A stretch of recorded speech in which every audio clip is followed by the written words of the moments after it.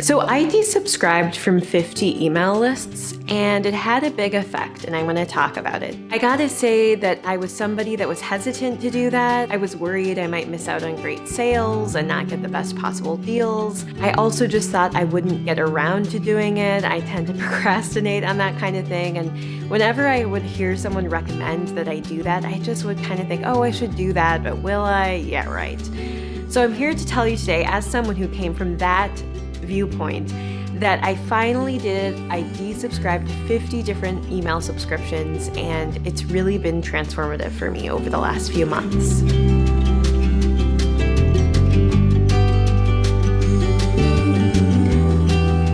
So hi, I'm Aylin, and this is my channel, Slice of Light, where I talk about simple living, building an empowering mindset, and a little bit about photography and videography. If any of those topics sound interesting to you, please hit the subscribe button below, and if you end up liking the video, hit the thumbs up button. So my first observation from desubscribing was a combination of that it was both easier than I thought it would be, but also more difficult than I thought it would be. The actual act of desubscribing. And let me explain. First of all, it only took me like 30 minutes to an hour to desubscribe, and for some reason I always thought of it as such a big chore, such a big mountain to climb over, that I just kept putting it off, but it really didn't take that long. And to be honest, there might be automated ways to do it that I didn't even realize, so maybe I even wasted that time.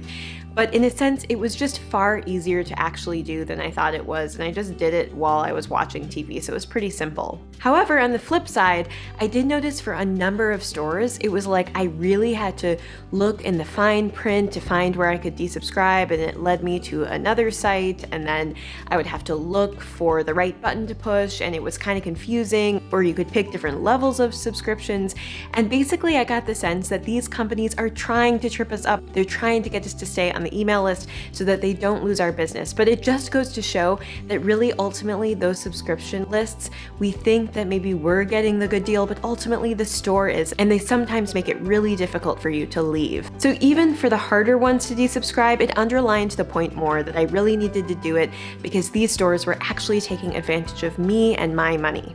As far as once I had desubscribed, I truly did not miss it. I wasn't like, ooh, where's my email from such and such, as I thought maybe I would be. I really didn't miss it, and it really reduced my urges for shopping all the more. I definitely am someone that's trying to move toward minimalism and reduce my shopping, especially impulsive shopping where I haven't planned it out really well.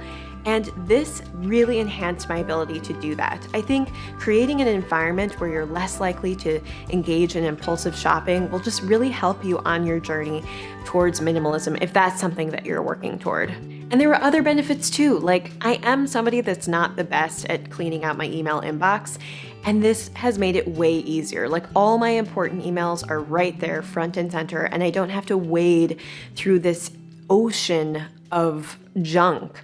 And it just is much easier and cleaner and streamlined, and probably saves me a lot of time. I don't have to sift through all those many emails. I wonder how much time it will save me over the course of years having desubscribed from these email lists. I've said this before, but to me, time is the most important commodity, and anything we can do to make our lives easier, more efficient, is a valuable step to take. I also have really realized that if there's an item that you really want to get a good sale on, often there are other ways of finding that same sale than through an email. And so is it really worth putting yourself in a position where you're prone to potentially buying something or at risk of being pulled into a sale when otherwise you wouldn't have jumped on it, if you can still probably find the deal elsewhere anyway?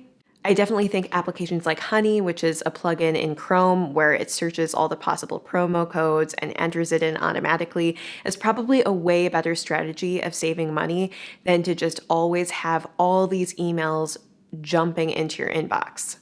Overall, I want to say this act of desubscribing from 50 email lists didn't affect my life that much, but it probably did in ways that I won't be able to see. Like, it'll probably ultimately end up saving me a lot of money in the long run because I won't be drawn into these various websites to spend money. But as far as my actual everyday happiness and how I feel, it hasn't made me any less happy.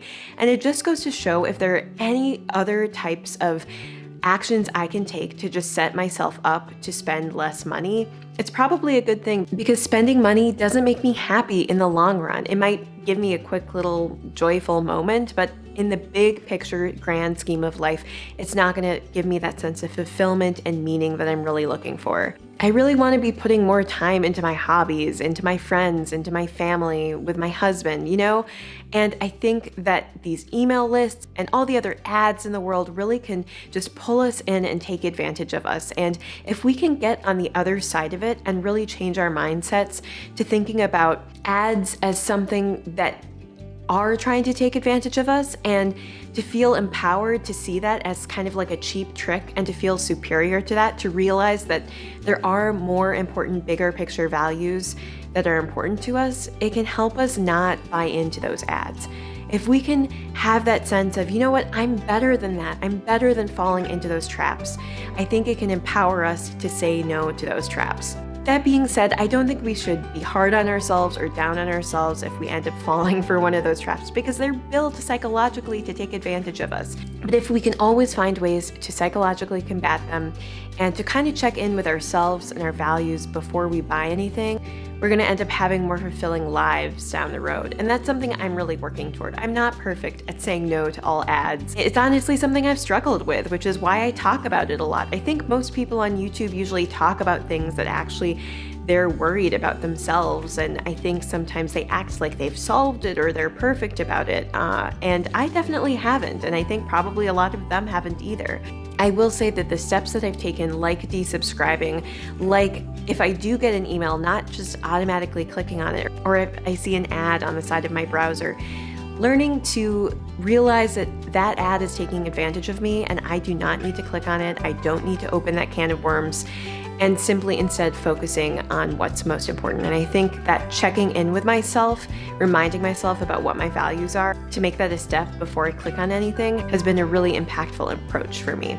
So I guess I got a little bit off topic, but end of the story is, if you're on the fence about desubscribing and you watch this video maybe for that little extra burst of motivation to do it, I just want to tell you it's worth it. And this is coming from somebody who was hesitant to do it at first. Just do it. You won't notice a difference. You can still find sales if you need to. And ultimately, you'll end up saving a lot of money. So thank you so much for watching. Again, please hit the subscribe button below. You can hit the thumbs up button if you like the video. I'd really appreciate it. And hopefully I'll see you in the next one. Bye.